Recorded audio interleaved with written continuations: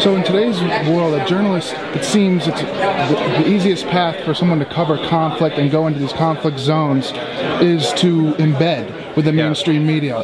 How does somebody that's independent go over there and do the work that you do without the help of a mainstream media outlet? Well, I'm also standing here next to Gareth Porter, who's a great unembedded reporter who's done a lot of reporting from Afghanistan and elsewhere. I'm not going to put him on the spot. Only a fraction of yours. But no, look, I mean, I think it's important that we have journalists embed with the military because that's part of the story. The problem is that the overwhelming majority of the coverage we see in this country is from embedded journalists. So it's not actually independent. You're subjected to censorship. You're being protected by the military. Camaraderie develops between journalists and military personnel that I think affects the independence of the journalism. So, what I think we need is a healthy mix of some journalists who will embed with the military and they're telling that part of the story, and then journalists willing to risk it to be outside of the green zone and talking to people on the other side of the missiles, bombs, guns. Is there any way to go about doing that, to go out and just do it without any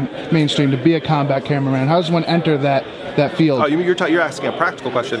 Look, I mean, it's very dangerous to just go somewhere when you don't have cultural knowledge or you haven't built up contacts. I mean, I would imagine that the vast majority of the journalists covering Afghanistan right now and covering Yemen and elsewhere are not actually employed by a large media outlet. Most of them are stringers or freelancers, and they're taking incredible risks. And most of the people that are killed, kidnapped, wounded in war are they're freelance journalists.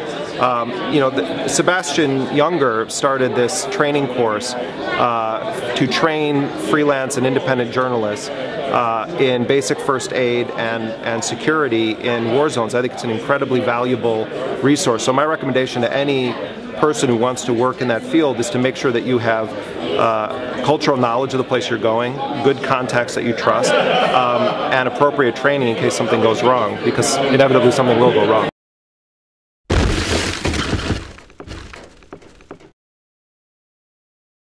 I covered that story, and that was tremendously dangerous, but mainly for my sources. One was charged with sedition, others are beat up, others have disappeared.